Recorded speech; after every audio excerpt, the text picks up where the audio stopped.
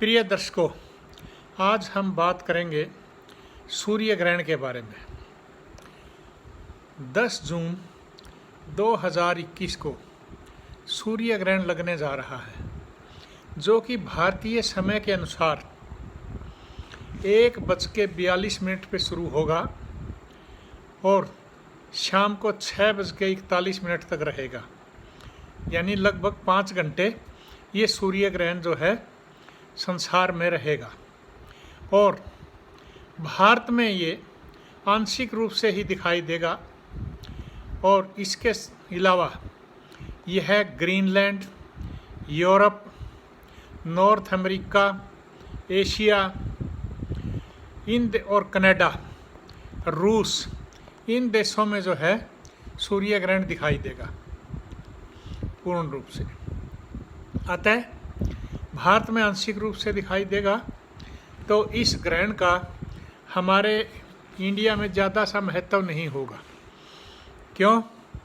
क्योंकि आंशिक रूप से सूर्य ग्रहण लगा हुआ कोई उसमें ज़्यादा परेशान होने की ज़रूरत नहीं होती। और इसके साथ साथ उस दिन अमावस्या है ज्येष्ठ महीने की, और जो है उस दिन वट सावित्री व्रत भी है, शनि जयंती भी है। अतः काफ़ी चीज़ें हैं। तो और उस दिन सूर्य पे ग्रहण लगना जो है अच्छी बात नहीं है। जब भी सूर्य पे ग्रहण लगता है तो सूर्य की वाइटल एनर्जी जो है, यानी जो वाइटल फोर्स है सूर्य की, वो ख़त्म होनी शुरू हो जाती है। उस पर प्रभाव पड़ता है, रिड्यूस होनी शुरू हो जाती है। और उस एनर्जी पे प्रभाव पड़ने से सूर्य पर जो है वो परेशान होता है। जब ब्रह्मांड का राजा दुखी हो, बीमार हो, परेशान हो, तो कुदरती तौर पे जितने भी प्राणी हैं पृथ्वी पे, जीव हैं, वनस्पति है, वो सभी परेशान होते हैं। और सूर्य पे ग्रहण जो है वह राहु ग्रह की वजह से लगता है। और उस दिन टॉरस राशि में, यानी वृषभ राशि जिसको कहते हैं, उसमें राहु ग्रह बैठे हुए हैं। वहीं से सूर्य संचार कर रहे हैं, बुध भी वहीं होंगे। यानी कि अब आप देखिए कि जब सूर्य का संचार वहाँ से है और राहु वहाँ विराजमान है, तो वृषभ राशि वाले जातकों पे ज़्यादा इफेक्ट आएगा उसका। चाहे वो राशि किसी देश की है, चाहे वो राशि किसी भी प्राणी की है। अतः ऐसे समय में काफ़ी परेशानी का सामना वृषभ राशि वालों को करना पड़ सकता है।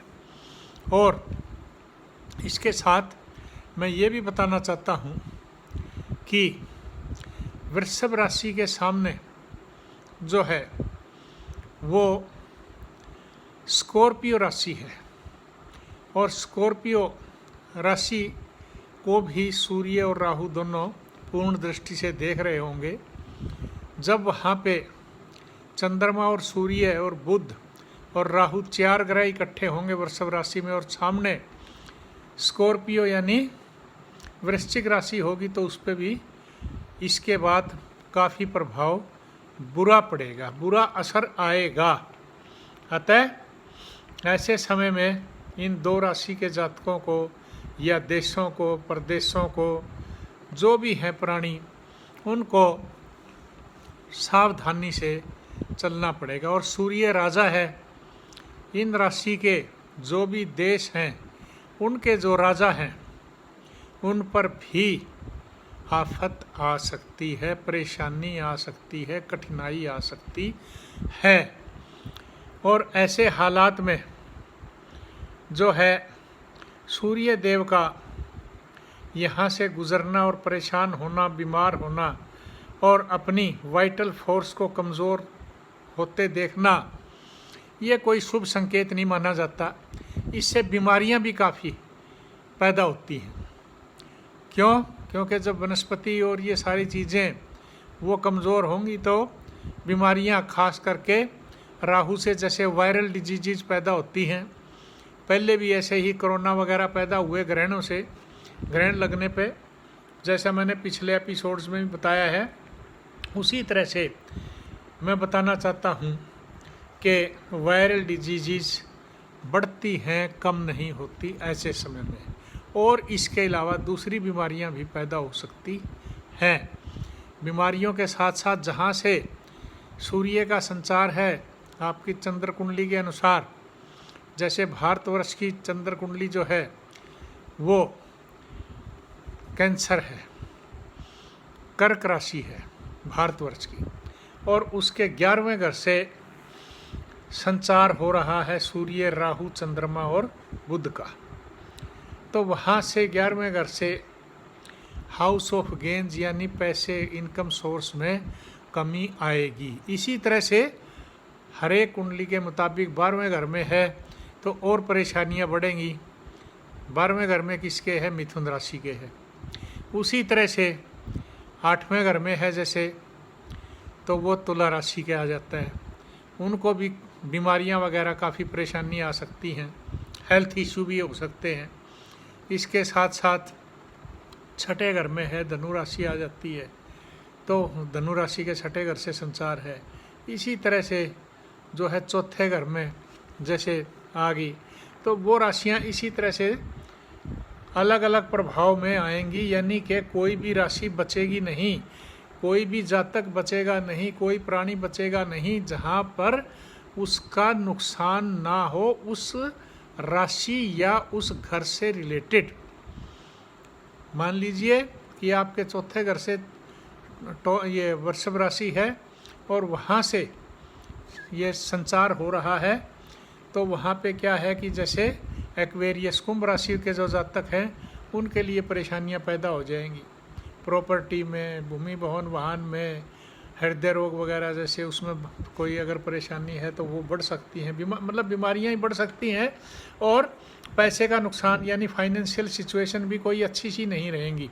अतः ऐसे समय में सावधानी रखें, और ग्रहण तो ग्रहण है, उसको ऐसे समय में अपने सूर्य को ना देखें, ऐसे समय में भोजन वगैरह ना करें, अच्छा रहता है। ऐसे समय में ना सोएं, अच्छा रहता है।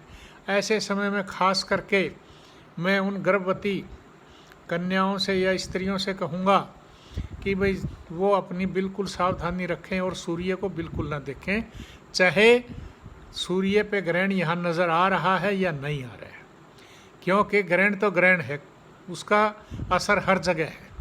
अतः ऐसे समय में सावधानी बड़ी ज़रूरी है। और ऐसे समय में आप अगर दान, धर्म, दक्षिणा अपनी श्रद्धा के अनुसार देंगे तो बहुत अच्छा होगा। जितना भी आप दान दक्षिणा देंगे श्रद्धा अनुसार, उतना ही आपको फ़ायदा होगा इस ग्रहण से नुकसान होने की बजाय।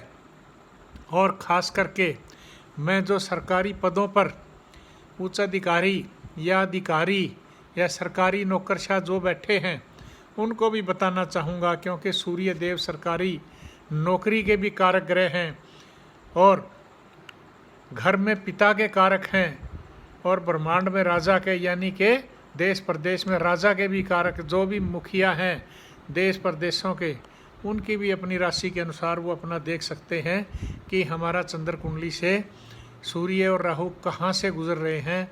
तो वो ऐसे समय में उसी से संबंधित अपनी सावधानी ज़रूर रखें, दान दक्षिणा दें और अपने कर्तव्यों का पालन सही ढंग से करें, तो आप बीमारियों से भी बचेंगे और आप इस ग्रहण के बुरे प्रभावों से भी बचे रहेंगे, जिससे कि आप अपने आप को ठीक और सुखी रख सकें। मैं यहीं समाप्त करता हूँ। धन्यवाद।